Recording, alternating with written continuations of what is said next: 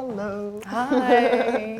All right, so I want to get right into it. How did you start researching indigenous technologies? Because it's been quite a while. Yeah. How did you set out for that research?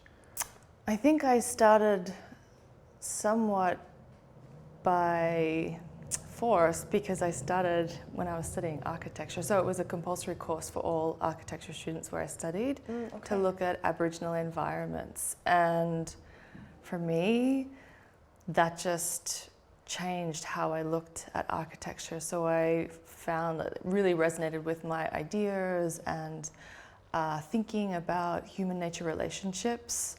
So it was like kind of a forced, incredible enlightenment of understanding about different types of landscapes and cultures. Yeah, and so when you talk about indigenous technologies, you're talking about so many techniques and tools from so many places and cultures.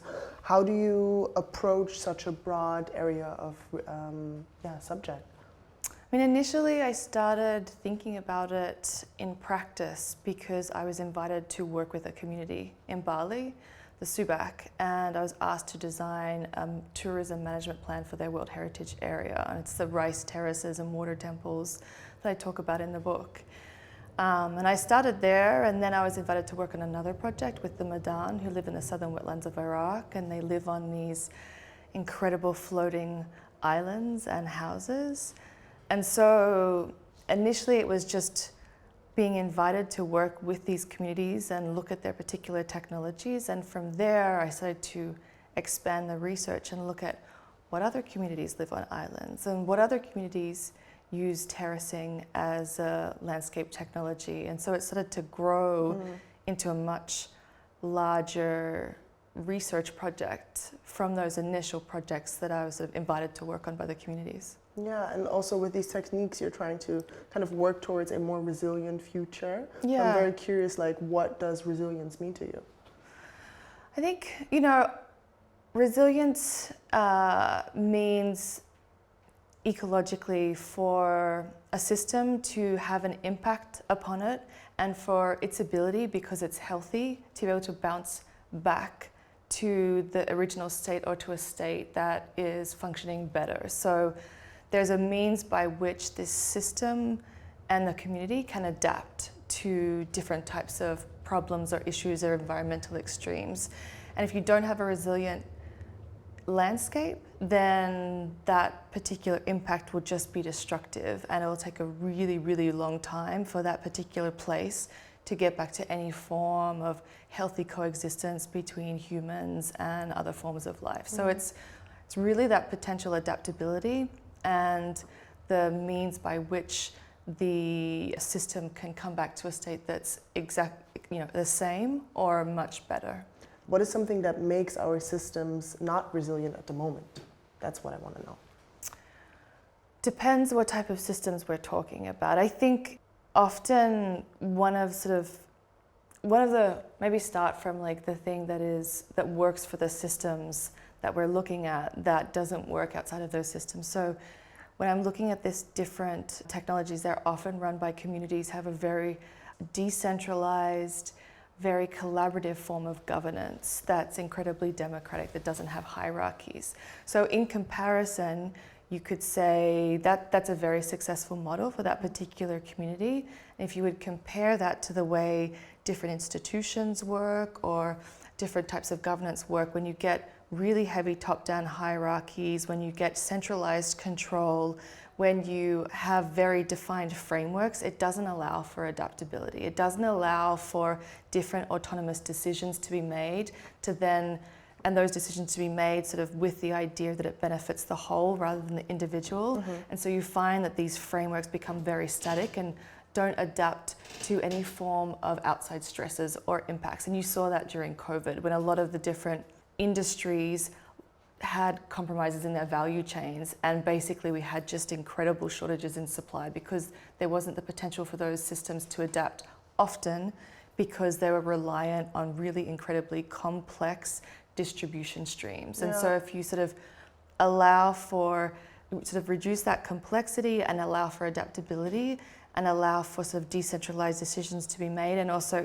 on top of that bring in sort of a more regional perspective, you can start to configure systems that can become more resilient. And that can be economic systems, governance systems, distribution systems, infrastructures. It can sort of like have those principles that embody that sort of resiliency in a lot of different areas. Yeah, I know that like within generally indigenous cultures, there are a lot of spiritual components to these climate resilient technologies. Have you come across that within your research? Yeah, every single community that I work with, often, we talk through what are the different mythologies that are associated with this particular technology, if there are any. And we're trying to identify what are the meanings and values associated with these technologies and how do they relate back to cultural understandings, which often tell you about environmental understandings. Mm-hmm. And I always talk about, in Indigenous cultures, this idea of the shaman being equated to the ecosystem manager. This is the person who really knows their environment, mm-hmm. knows how the interconnectedness of the environment and the complexity of the environment, and can read that for everybody else. And so the spiritual components, it has a sort of a different association that I think the way that Western cultures understand spirituality, it's more an idea of relational understandings, kinship understandings, relations to, and kinship understandings can be relationships to your brother or your sister or your auntie, or relationships to an animal or a river or a tree. So it's a different form of spirituality. It's often telling you really crucial information about the environments that you can inhabit, so you can inhabit them in the healthiest and the best way. And what is an example of how these indigenous technologies could change our cities? I think there's couple of different ways we can talk about indigenous technologies changing cities specifically, but I think they're not only meant to be considered for changing cities. There's a lot more breadth to the argument and the conversation around low-tech, and I think it's a much larger conversation about changing our idea of technology, and of course that equates back to ideas of changing the idea of our technology in our cities. I think we can start to think of the ways that we develop cities in a very different way, rather than sort of bulldozing and erasing all the existing landscapes and all the existing layers of cultural interfaces with the landscape. We can actually think about cities weaving in and around those particular conditions and elements, so that if we're building cities, we don't have to erase an incredible wastewater aquaculture treatment system that exists.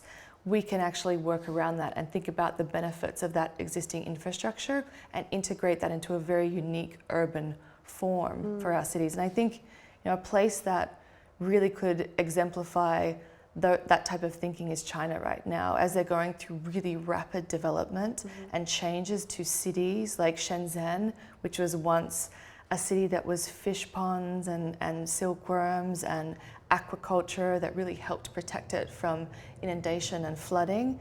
Now a lot of those indigenous landscapes are being erased because it's just developing at such a fast pace. But what if we thought about weaving those layers of history and culture into that urban form to create a completely unique Shenzhen urban morphology that is a form of progress, that does allow for development, but also keeps the layers and the histories and the understandings that's really indigenous to that landscape and builds upon that.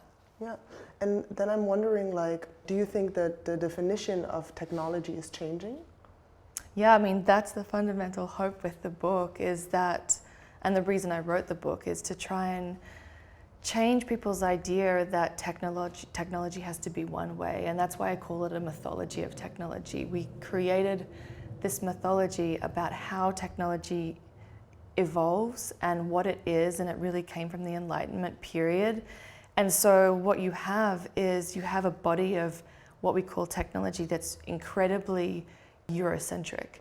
And it really discluded technologies from around the world that now I'm calling low-tech, or some people call LOWTECH, or some of it's been erased. But at a certain time, it was just all this technology that didn't have, a form of classification of this is real technology and this is primitive. And so I think what I'm trying to get back to is the idea that there are still incredibly relevant technologies, especially in a day and age where we're really trying to grapple with climate change and work with our biological and natural environmental systems.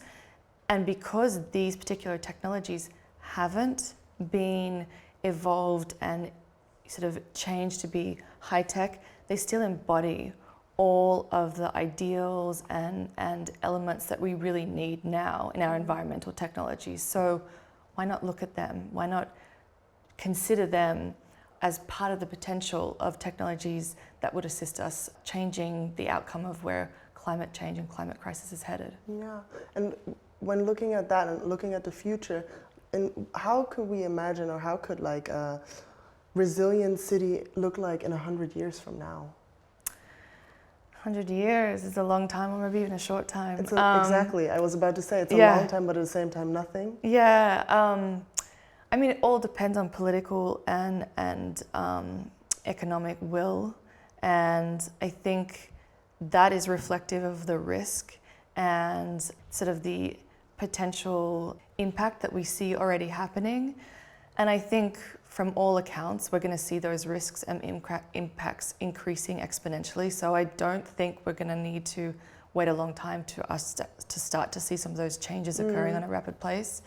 And I'm saying changes for good, changes that direct us towards a more adaptable, resilient urban environment. And I think, the hope with Lo-TEK has always been that one day, maybe my child or maybe my grandchild is going to open the book and just kind of go, yeah, obviously, like this is what we see around us every single day. This is the way cities look like. They can see the DNA of these ideas in the cities and in the city forms and urban forms that they live within now. So my hope is that one day Lo-TEK is going to kind of become sort of pedestrian or banal, because it'll be the way that we think about progress. We'll have figured out with technological advances, with material technological advancements, how cities can actually live and breathe, respire, transpire, adapt, grow, change, using living systems. And looking at the next 10 years, let's not say 100, but 10 years, are you hopeful of the possibilities of adapting to climate change? I think it depends on each and every single place. I think, when we talk about in these sort of big brushstroke ideas often, and we talk about it in terms of like temperature rise of the sea level, or levels of how high the sea is going to rise in terms of centimeters or meters. We kind of have this very universal, somewhat casual way in the way we express risk. And the actual thing that's going to happen is each and every single place is going to experience these things in a very different way. And so some conditions in the next 10 years are going to have little impact, and some places in the next 10 years are going to have catastrophic impact. And I think we're going to see those places that are most at risk respond quicker and probably innovate quicker, because we kind of know that innovation is born of crisis. And so once those sort of situations begin to evolve, we'll see those particular places start to revolutionize or evolve their technologies, and hopefully there'll be lessons learned from those particular places. And unfortunately they might be somewhat sacrificial in a way, but we'll begin to share knowledge, and so we'll have like specific hotspots of mass innovation trying to overcome these challenges that are being faced from climate extremes. I mean, that's somewhat of a good scenario, I think, perspective. I think accompanying that, there's also going to be like devastating migration and scarcity. But again, from that, we'll see the innovations occurring. And with all of these aspects in mind, what do you think we need to do to achieve the full potential of design? I think we need to convince as many minds to respond and take really seriously the conversations that have happened here today, and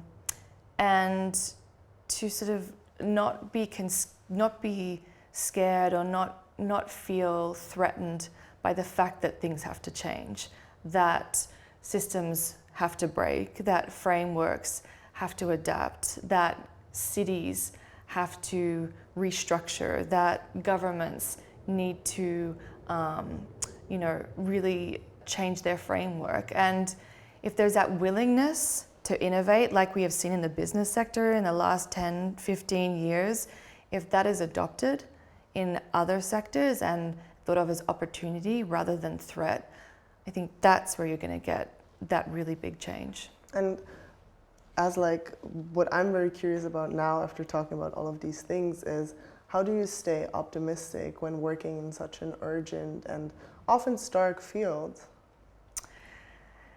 Yeah, these are conversations that I have with other academics a lot. For me, I think my research and working with different communities who are really passionate about their cultures, about their technologies, about their wisdom, about their community, I gain, I think, a lot of intrigue and a lot of insight and a lot of strength from those types of interactions, and just having the ability to see the incredible innovations of people all over the world, and to understand that like the human mind is a pretty incredible, fascinating imagination, that we have the possibility to imagine completely different alternative futures is incredible. And I think that each of every one of us have that ability, and if we were to really move that in a direction towards adapting to climate change and trying to have serious conversations about what we're having to consider and how we can change, then I really think that it's an incredibly powerful tool that we have as designers to create completely new and different worlds. And if we know we can do that and we've done it before, then we can do it again. Thank you so much. Thanks. For talking to me, for sitting here with me, for being present. I wish you a lovely rest of the event, actually. Yeah, thank you.